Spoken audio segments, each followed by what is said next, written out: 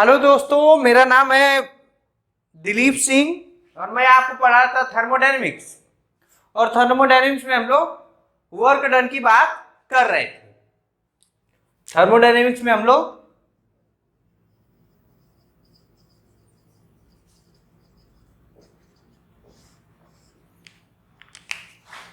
Work done की बात कर रहे थे।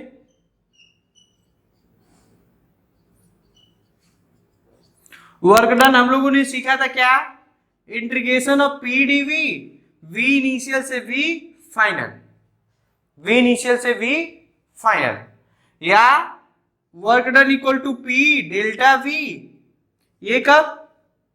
When pressure is constant. ये सीख लिए थे, ये सीख लिए थे। अच्छा, by gas law, by gas law P delta V equal to N R delta T. कोई दिक्कत है क्या? कोई दिक्कत है क्या?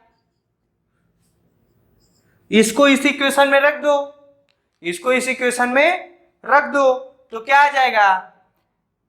W equal to N R delta T और W equal to N R T final minus T initial.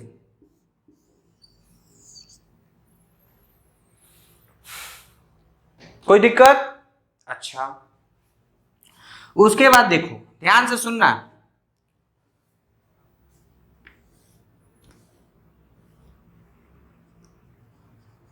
Indicator diagram,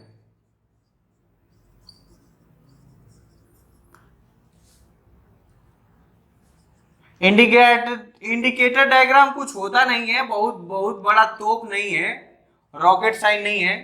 ये थर्मोडायनेमिक्स का ग्राफ ही को क्या बोलते हैं, एक स्पेशल नाम दे दिया गया है जिसको बोलते हैं इंडिकेटर डायग्राम। कभी कभी एग्जाम में इसे पूछता है, draw the indicator diagram, which of the following is the indicator diagram. तो इंडिकेटर डायग्राम मतलब क्या साला, ये कुछ रॉकेट साइंस नहीं है, वो रियल में किसके बारे में पूछ रहा है? ग्राफ के बारे में। Got my point? Indicator diagram के बारे में मतलब ग्राफ के बारे में पूछ रहा है। तो लिख लो थोड़ा सा स्पेलिंग, मतलब क्या बोलते हैं उसके नाम पे, डिफिनेशन के बारे में लिख लो। It is the graph, it is the thermodynamic graph which is used to show the relationship, which is used to show the relationship between the two or more thermodynamic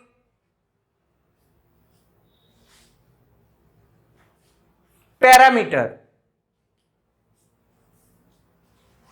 parameter first। दूसरा, with the help of indicator diagram, with the help of indicator diagram we are able to find the we are able to identify thermodynamic process, thermodynamic process. इसका मतलब अगर जो हम लोग thermodynamic process पढ़ेंगे तो सबसे पहले उस प्रोसेस को समझेंगे, फिर उसके बाद उसका इंडिकेटर डायग्राम देखेंगे। ठीक है? अच्छा, तीसरा, इंडिकेटर डायग्राम लिखो। जो इंडिकेटर डायग्राम होता है, in indicator diagram each point of the graph, each point of the graph represent a unique state, represent a unique state, a unique state, a unique, in indicator diagram each point of the graph represent unique state ना। जैसे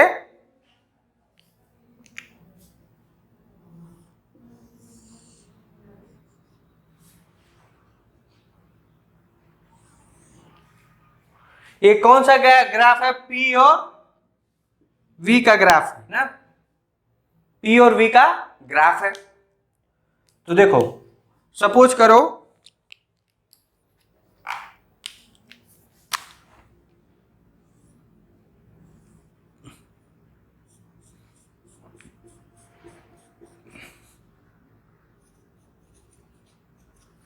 और ये क्या है, ये suppose करो P है,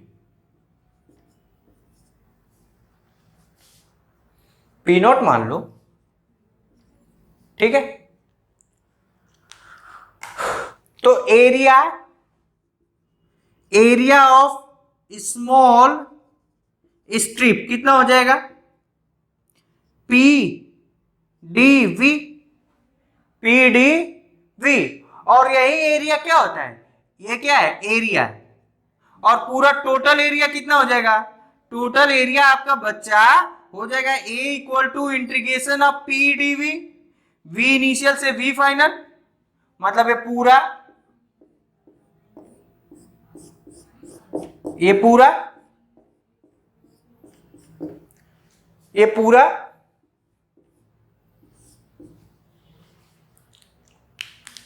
क्या हो जाएगा, वी फाइनल से वी इनिशियल, और ये पीडीवी क्या होता है, वर्क डन। ये क्या होता है, वर्क डन। इसका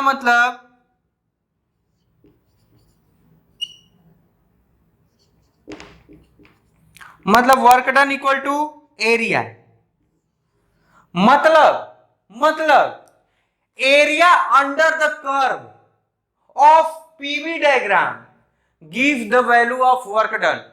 लिखो नोट में वनली लिखना, only area under the curve of PV diagram, only area under the curve of PV diagram give the value of work done, give the value of work done, give the value of work done, gives the value of work done। अच्छा, gives the value of work done।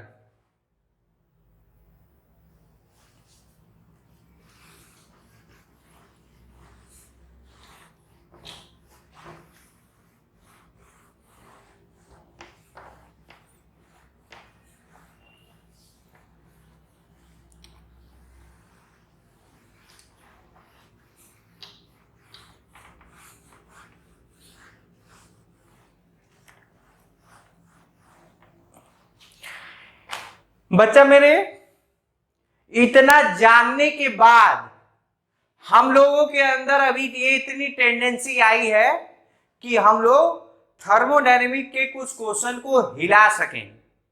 Got my point? कुछ thermodynamic के question को हिल जाए अपने से, इतनी tendency आ गई है।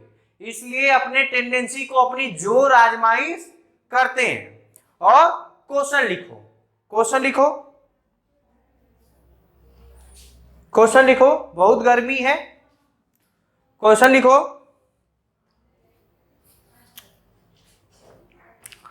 Find the value of gamma for the mixture of the gas containing N1 mole of monoatomic gas and N2 mole of diatomic gas. I repeat the question once again. Find the value of gamma for the mixture of two gas containing N1 moles of monoatomic gas and N2 moles of diatomic gas. कम से कम 1-2 minute में कर डाल। Okay, मैंने माना कि तुमने सफिशिएंट टाइम लिया और टाइम लेके कर डाला। अब मैं करने जा रहा हूं।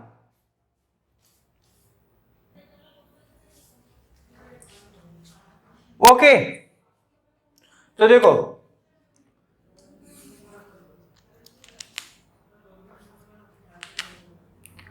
as we have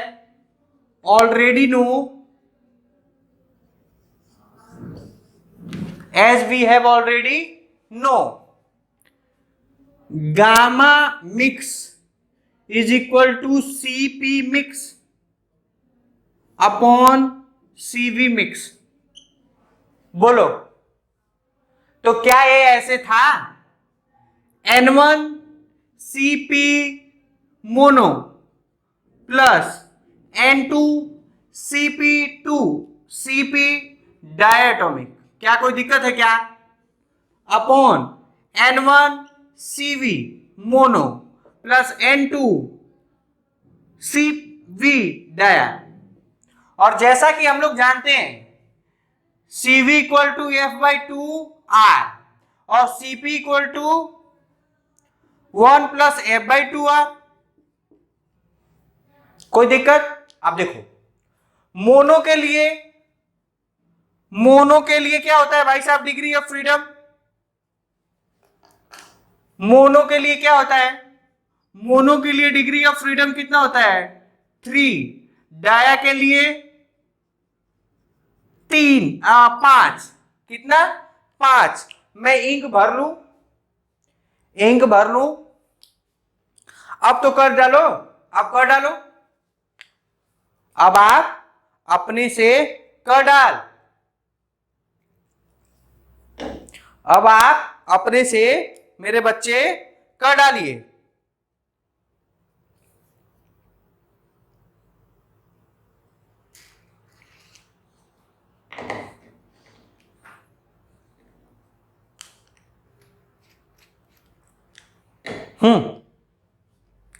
लिखो, कर लो।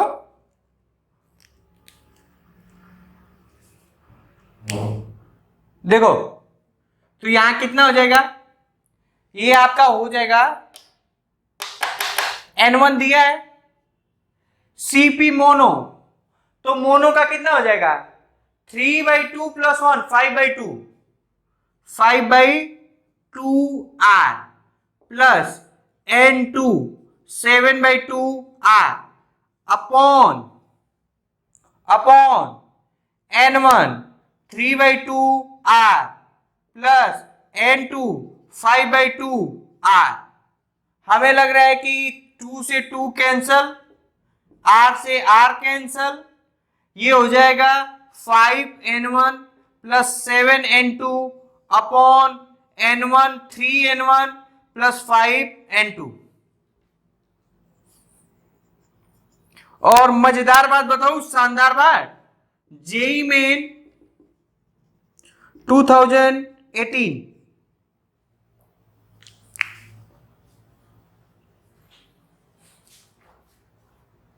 समझ में आया क्या? समझ में आया? क्वेश्चन लिखिए, समझ में आया तो क्वेश्चन लिखिए।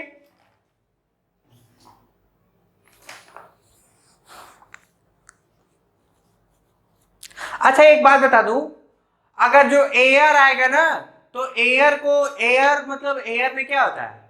70% नाइट्रोजन होता है ना एटमॉस्फेयर में। तो एयर में अगर जो एयर आया तो एयर को गैस की तरह ट्रीट करेंगे, ये बताने की जरूरत नहीं है। और उस गैस में भी उसको डायटोमिक की तरह ट्रीट करेंगे। Air treated as diatomic gas ना। क्वेश्चन लिखो, when an ideal monoatomic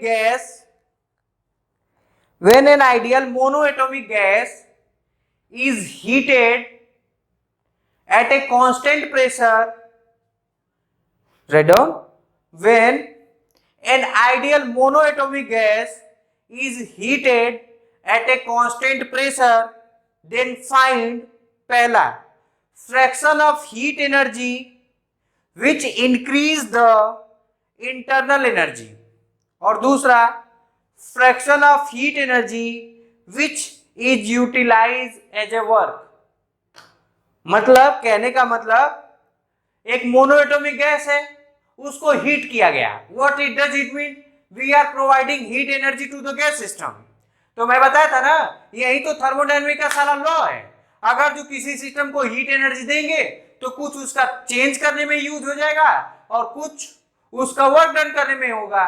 तो बोला है कि हमने हीट एनर्जी दिया सिस्टम को हीट एनर्जी दिया, और देने के बाद आप ये बताइए, मोनोएटॉमिक गैस है कि कितना पार्ट इंटरनल एनर्जी को चेंज करने में यूज होगा और कितना पार्ट वर्क डन में यूज होगा। Try to solve it. कम से कम 2 मिनट, कम से कम 2 मिनट आप लीजिए।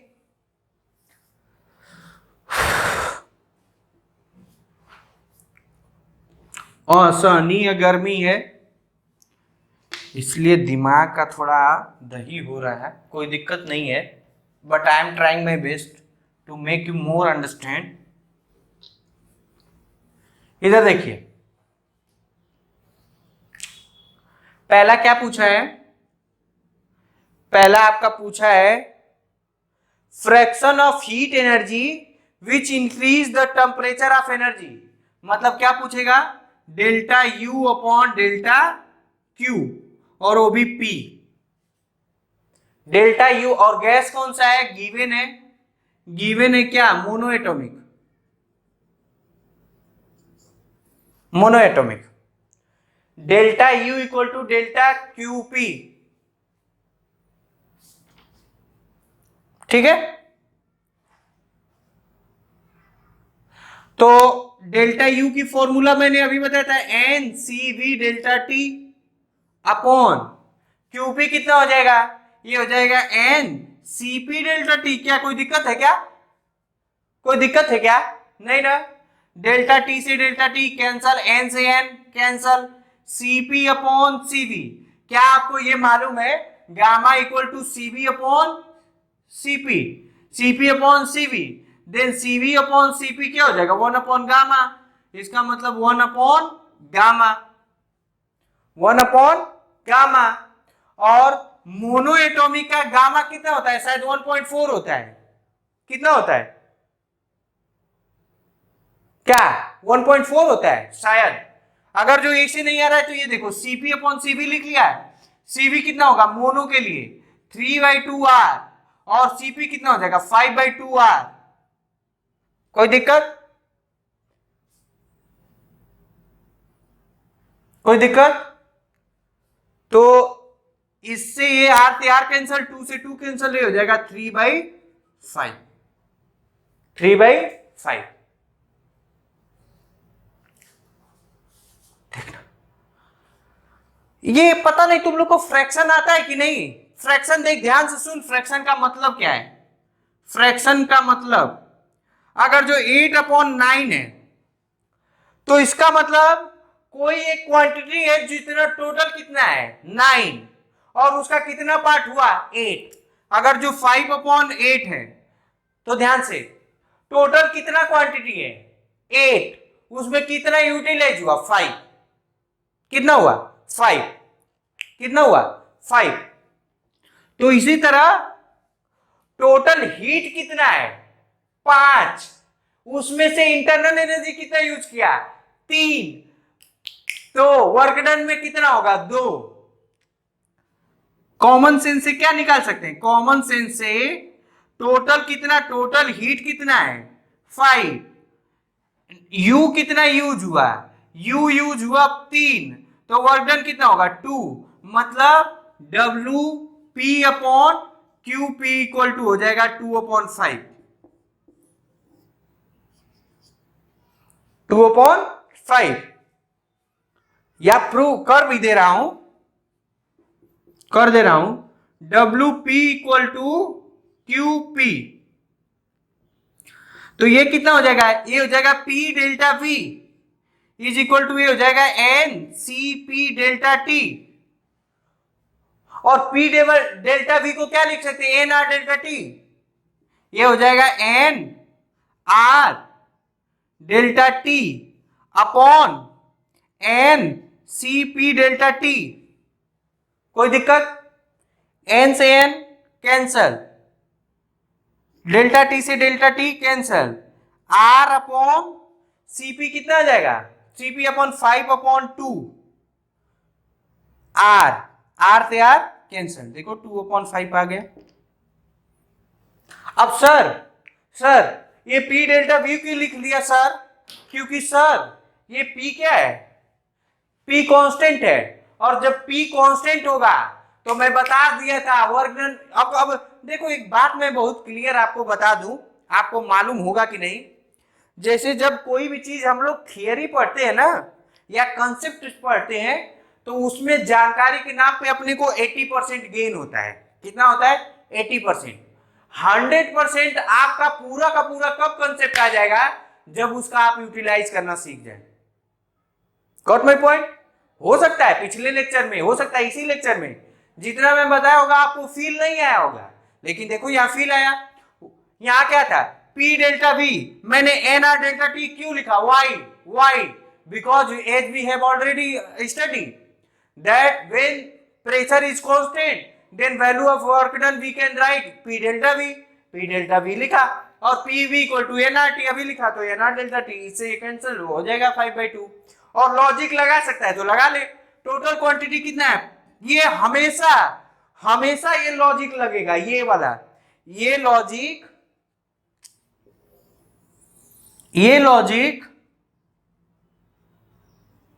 फिजिक्स में हमेशा अप्लाई कर सकते हैं। अभी तो एक क्वेश्चन बढ़ाने के लिए नहीं दिया, नहीं तो ऐसे देगा। ध्यान से सुन, यही पूछ देता कि कितना परसेंटेज इंटरनल एनर्जी में यूज हुआ और कितना परसेंटेज वर्क डन में हुआ। तो देखो इसका परसेंटेज निकालेगा तो इसका हो जाएगा कितना? 60%, और इसका कितना हो जाएगा? 40%। लिख ले, क्वेश्चन वही लिख लो। Find the percentage use in work done as well as internal energy in the above question. Percentage के नाम पे इसका कितना हो जाएगा? 3/5 इंटू 100, मतलब कितना? 60%, और इसका कितना? 60%। एक बात और, अरे सॉरी, ये कितना हो जाएगा? 40%। एक और बात, इसमें एनर्जी का लॉस नहीं हुआ, इसमें एनर्जी का लॉस न के बराबर हुआ। राइट डाउन अनदर क्वेश्चन, लिखिए। A sample of gas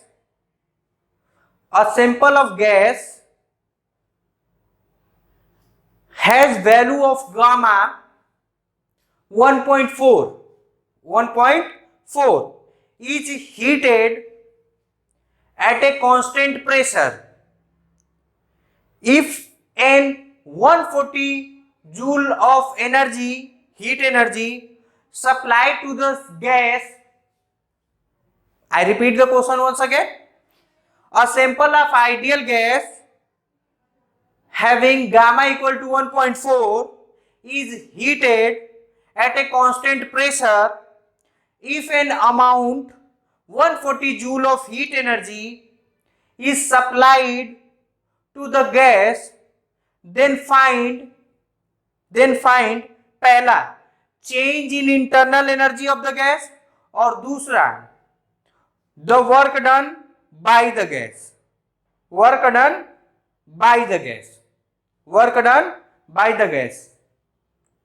Try to solve it.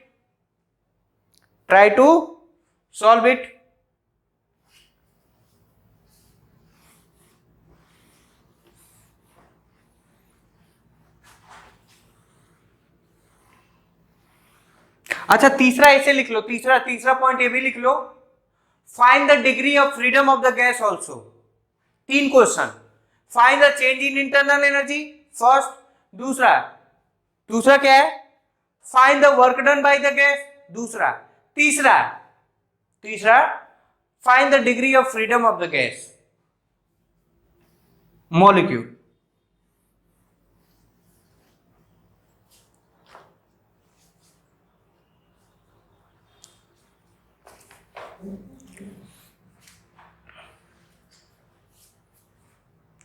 पहला question, degree of freedom.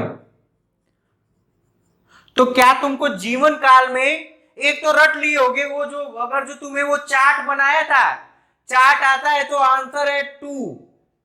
Answer कितना है? 2 डायटोमिक। यहां से भी देखते हैं, 1 plus 2/f is equal to gamma. पढ़ा था, क्या पढ़ा थे आपने? तो 1 plus 2/f is equal to 1.4, 2/f is equal to 0.4, इससे ये कैंसल, यहां आ जाएगा, ये आ जाएगा 2, मतलब 1/f, 1/f equal to 1/5, f equal to 5, degree of freedom 5। अब डिग्री ऑफ फ्रीडम है तो ये भी पूछ सकता है find the type of gas, find the type of gas. तो डिग्री ऑफ फ्रीडम 5 हो गया और डिग्री ऑफ फ्रीडम कितना हो गया 5। गैस कौन सा है? डायटोमिक। आपके भाई साहब प्राण पखेरु उड़ जाएंगे, नानी याद आ जाएगी अगर जो फॉर्मूला नहीं याद रहा तो। और पूछता है ऐसे लॉजिकल क्वेश्चन पूछेगा, ये तो मान लो ठीक है नॉर्मल वो क्वेश्चन पूछा है दूसरा, लेकिन आप एकदम प्रिपेयर होइए। अगर जो गामा दिया है तो डिग्री ऑफ फ्रीडम कैसे निकालना है, डिग्री ऑफ फ्रीडम दिया है तो गामा कैसे निकालना है, you must have to keep in your mind. Okay, you just solve this question. The change in internal energy of the gas, तो कितने लोगों को लगता है कि यही फॉर्मूला मैं यूज कर लूं, ये वाला change in internal energy of the gas कितना, यही हो जाएगा। ये क्या N C V delta T equal to N C P delta T, delta T से डेल्टा टी कैंसल और ये क्या हो जाएगा Cv अपॉन Cp, ये हो जाएगा 1 अपॉन गामा। कोई दिक्कत? तो delta U is equal to हो जाएगा, delta U is equal to हो जाएगा QP, delta QP upon gamma. और डेल्टा QP कितना है 140 अपॉन गामा की वैल्यू 1.4, ये 0 से 0 कैंसल, ये हो जाएगा 100 जूल। कितना 100 जूल, क्या 100 जूल। अब पहला तो हो गया, चेंज इन इंटरनल एनर्जी कितना हुआ 100 जूल। सेकेंड तुम बता, ऐसे नॉर्मल सोच, नॉर्मल 140 जूल एनर्जी दिया, 140 जूल एनर्जी दिया, उसमें से 100 जूल इंटरनल एनर्जी में यूज हुआ तो वर्क कितना 40 जूल। क्या by first law of thermodynamic क्या हो जाएगा, ये हो जाएगा कितना QP, delta QP equal to delta U plus delta W। ये कितना है 140, ये कितना है 100 और ये कितना हो जाएगा delta W, delta W equal to 40 joule. अब ये क्या आया है डेल्टा W पॉजिटिव आया है, तो इससे का मतलब work done by the gas, work done by the gas on the surrounding. तो ये भी पूछ सकता है कि वर्क डन क्या होगा, क्यू क्या लेंगे पॉजिटिव, क्यू क्या लिया हूं पॉजिटिव, क्यू क्या लिया है पॉजिटिव, क्योंकि heat given to the system absorb है ना। ठीक है, क्वेश्चन लिखिए।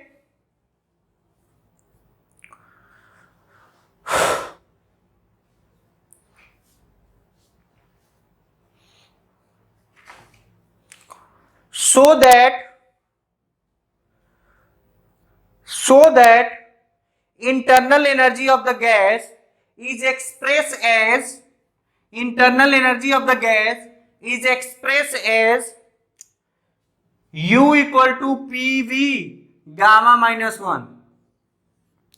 ये शो करना है, प्रूफ मतलब प्रूफ करना है। वेयर लिखवाने की जरूरत नहीं है, P है प्रेशर, V है वॉल्यूम और ये गामा है क्या मोलर रेशियो कांस्टेंट, ये ऑलरेडी जानते हो। दूसरा लिख लो, find the internal energy of a air, air मतलब diatomic, find the internal energy of a air in a room of volume 50 metre cube at atmospheric pressure. और एटमॉस्फेरिक प्रेशर में बता दूं 1 एटीएम होता है और 1 एटीएम इक्वल टू होता है 10 के पावर 5 न्यूटन पर मीटर स्क्वायर या 10 के पावर 5 पास्कल होता है। सॉल्व कर डालिए। जिंदगी का आपका सबसे आसान क्वेश्चन, ओके। मैंने माना कि आपने सॉल्व किया, अब मैं करने जा रहा हूं। ईमानदारी से आप अपने अंदर से ईमानदार हो जाइए, दुनिया ईमानदार अपने आप हो जाएगी, क्योंकि सिस्टम आप ही से मिलके बना है। आप जब कहा जाता है कि वीडियो को पॉज करिए तो पॉज करके सॉल्व करो। और एक और मैं बात बता रहा हूं, मजे वाली बात, अगर जो आपने वीडियो पॉज करके सॉल्व नहीं किया, it's my guarantee that you will not selected in your exam. It's my guarantee. Why? Because जो चीज हम लोग अपने आप से किए रहते हैं वो हमें चीजें बहुत जल्दी याद रहती है। Got my point? Try to solve it. क्या प्रूफ पहले देख लो। प्रूफ क्या? अरे यार u इक्वल टू होता है एन सी वी टी हो जाएगा। सी वी क्या होता है? सी वी इक्वल टू होता है R upon gamma minus one. तो ये हो जाएगा u equal to N R T gamma minus one, और PV equal to N R T होता है। तो इसलिए क्या हो जाएगा? u equal to P V upon gamma minus one. एक तो ये प्रूफ हो गया। दूसरा, इंटरनल एनर्जी पूछ रहा है, ये पहले का आंसर। दूसरे का answer u is equal to P कितना है? 10 के पावर 5। ये कितना है? 50 अपॉन गामा की वैल्यू। हाँ, अब गामा की वैल्यू क्या होगा? तो एयर को मैंने क्या बोला था? डायटोमिक। एयर को मैंने क्या बोला था? डायटोमिक। डायटोमिक मतलब डिग्री ऑफ फ्रीडम कितना? 5। तो 1/2/f is equal to gamma 1 equal to 2/5 मतलब 7/2। तो ये हो जाएगा 7/2। देख लो एक बार सही है क्या?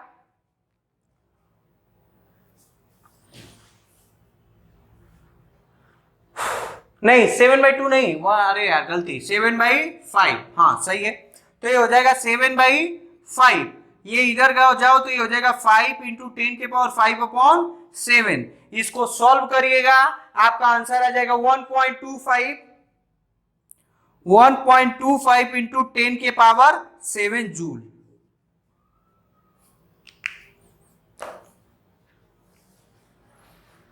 क्वेश्चन लिखिए, टाइम देख ले रहा है, अभी टाइम है, खूब कर सकते हैं, कम से कम 10-12 क्वेश्चन, 3-4 क्वेश्चन तो कर ही सकते हैं। लिखिए,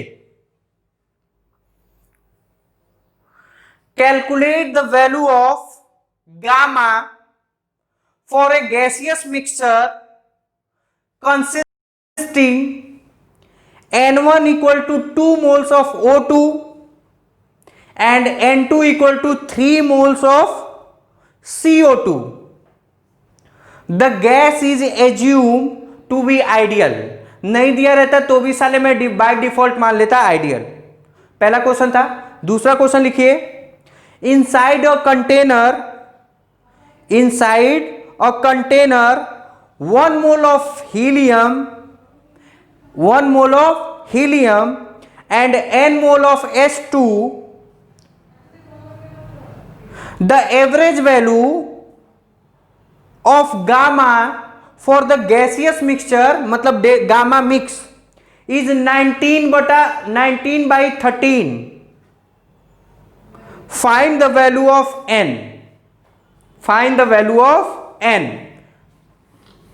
लोगों को शिकायत रहती है कि सर आप कभी कभी डेटा को गलत और मिसमैच कर देते हैं, इसलिए क्वेश्चन में जो जो दिया है वो लिख दे रहा हूं। पहले क्वेश्चन के लिए गामा फाइंड करना है, CP/CV फाइंड आउट करना है, और N1 equal to 2 moles O2 का है, N2 equal to 1 mole CO2 का है शायद, हाँ CO2 का है। और गैस क्या है? गैस आइडियल है, धुआं धुआं कर दो। बी वाला गामा मिक्सर का दिया है 19/13, और क्या दिया है? 1 मोल हीलियम का, 1 मोल हीलियम गैस है, और n मोल H2 है। Find n. Try to solve it, try to solve it मेरे बच्चे, सॉल्व कर डाल. ओके, मैंने माना कि तुमने सॉल्व कर लिया, अब मैं करने जा रहा हूं.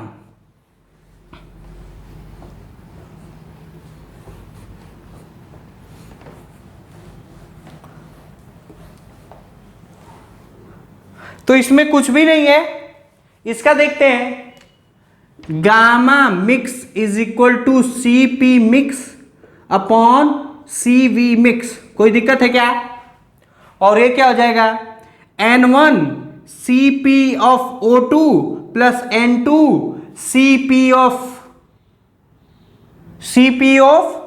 CO2 upon N1 Cv upon O2 plus N2 Cv upon CO2.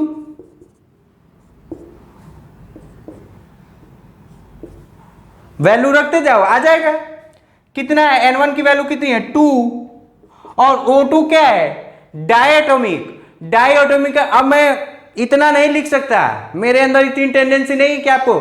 Diatomic degree of freedom 5. तो Cp equal to 7/2R. 7/2R plus ये CO2 है ना, तो CO2 का डिग्री ऑफ फ्रीडम होता है 6. CO2 का डिग्री ऑफ फ्रीडम कितना होता है? 6. CO2 क्या है? Try atomic, not linear, non linear. और नॉन लीनियर का डिग्री ऑफ फ्रीडम कितना होता है? 6. तो Cv कितना हो जाएगा? 6/2R मतलब 3R. और Cp कितना हो जाएगा? 4R. तो यहां क्या हो जाएगा? N2 कितना है? 1 into 4R upon 2 into 5/2R plus 1 into 3R. इसको सॉल्व करिएगा, R से R तो कैंसल हो जाएगा, और मुझे लग रहा है 2 से 2 भी कैंसल. ये आ जाएगा 5 और ये आ जाएगा कितना? 8. 5/8. 5/8. 5/8. कहीं कुछ गलती हो गया क्या? Yes, it my mistake. पता नहीं आप लोगों ने क्या लिखा है, नहीं लिखा है. N2 की वैल्यू 3 मोल्स थी. अगर जो N1 है तो सही है, सही है. लिखो, इसी में लिख लो. Solve for this equation, solve for this equation for 3 mole of CO2. Write down a question, question write down करो. Solve for this equation, solve for gamma mix for 3 mole of CO2. कर लेना. 3 mole of CO2, 3 moles of CO2 करोगे तो जो answer आएगा वो आपका आ जाएगा, मैं देख के बता दे रहा हूं, 19/14. सॉल्व करिएगा. दूसरा क्वेश्चन करिए. दूसरा आसान है. दूसरा मुझे लग रहा है कि आप लोग कर लिए होंगे, उसमें कोई दिक्कत वाली बात नहीं थी, लेकिन फिर भी मैं आप चाहते हैं तो मैं कर दे रहा हूं. बी का gamma mix is equal to C P mix upon C V mix. क्या दिया है? Helium gas. Helium gas He2 होता है और हाइड्रोजन भी, ये दोनों डायटोमिक माना जाता है. कोई दिक्कत है क्या? तो डायटोमिक है तो इसका सब कुछ तो सेम रहेगा. Helium gas, sorry it my mistake, monoatomic. Monoatomic मतलब F equal to 3, CV equal to 3/2R, CP equal to 5/2R, N equal to कितना? 1 दिया है क्या? N equal to 1. दूसरा हाइड्रोजन. हाइड्रोजन डायटोमिक है, ये तो कंफर्म है. हाइड्रोजन क्या है? Diatomic. N2 equal to N पता करना है. CV इक्वल टू 5/2R और CP equal to 7/2R. Solve कर लो, तुरंत सॉल्व कर लो. गामा मिक्स कितना हो जाएगा, गामा मिक्स आपका हो जाएगा, मैं देखो मैं जल्दी जल्दी सॉल्व कर दे रहा, कितना फॉर्मूला में लिख दे रहा या तुम लोग लिख लेना, कितना हो जाएगा 1 into 5/2r plus n into 7/2r, बोलिए जी, फिर 1 into 3/2r plus n into 5/2r, इससे इसको r से r को काट दीजिए, ये कितना आ जाएगा 2 से 2 भी काट दीजिए, तो ये आ जाएगा 19/13 is equal to 5 plus 7n अपॉन 3 plus 5n, 5 plus 7n 3 plus 5n। Okay, अब इसको सॉल्व करिएगा आप, आपको n की वैल्यू मिलेगी 2, शायद n की वैल्यू मिलेगी 2,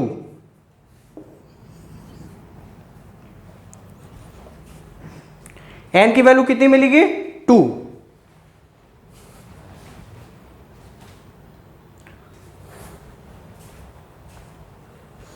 एक क्वेश्चन और लिख लो, आसान क्वेश्चन है,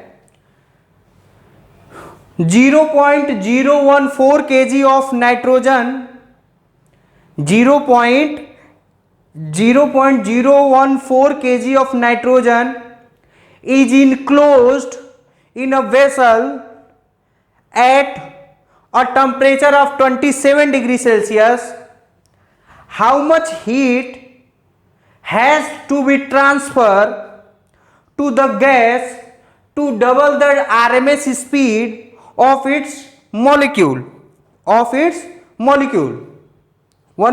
Once again I repeat the question. 0 point लिख दे रहा हूं,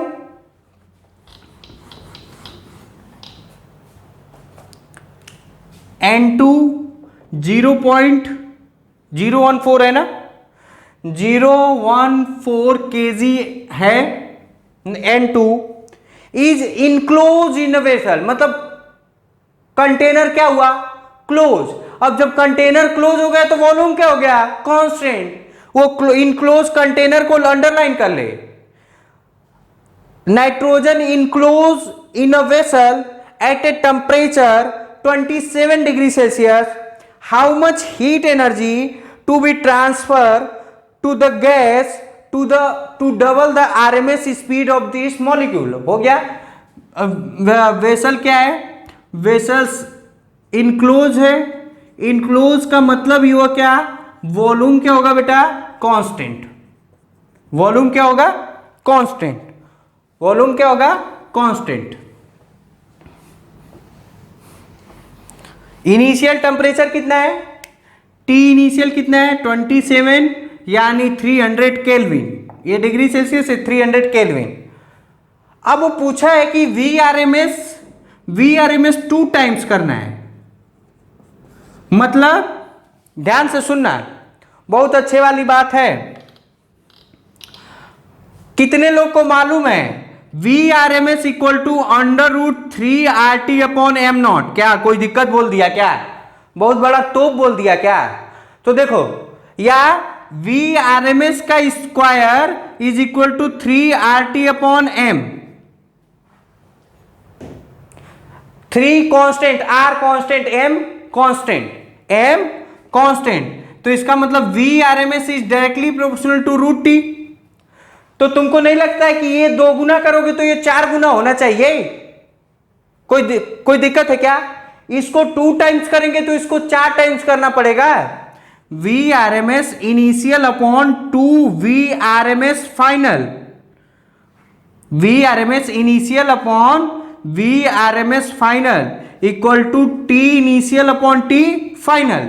ये कितना है, ये V R M S initial upon 2 V R M S final, मतलब फाइनल को लिख दिया, 2 से 2 कैंसल, आप लोग सॉल्व करिएगा, टी फाइनल कितना आ जाएगा, ये आ जाएगा 4 टी इनिशियल, मतलब 4 इंटू, अब यहाँ 27 ना रख देना, बताया था temperature must be in kelvin, तो इसलिए टेम्परेचर को कितना रख दोगे, टेम्परेचर को आप लोग रख दोगे कितना 300, तो ये कितना हो जाएगा 1200 केल्विन, 1200 केल्विन। तो क्या Q आप अपने जीवन काल में निकाल लेंगे, NCV delta T, NCV delta T। N कितना है मालूम नहीं, N क्या होता है, mass upon molecular mass. CV कितना हो जाएगा, डायटोमिक है, CV है डायटोमिक हो तो ये 5/2 हो जाएगा, ये हो जाएगा 5/2 R। और T फाइनल कितना है, T final minus T initial, इसको सॉल्व करना है, ये हो जाएगा 0. ये मिटा रहा है ना, ये कर लेना, ये हो जाएगा 0.014 इंटू 10⁻³ ग्राम में कन्वर्ट किया है, अपॉन N2 का 28 होता है, ये हो जाएगा 28 अपॉन 5/2 R इंटू 1200 माइनस 300। इसको सॉल्व करिएगा, मैं बता दे रहा हूं कितना आएगा, 9337.5 और क्या है, जूल आ जाएगा, क्या आ जाएगा, जूल आ जाएगा। ठीक है, तो I think it is sufficient in this lecture.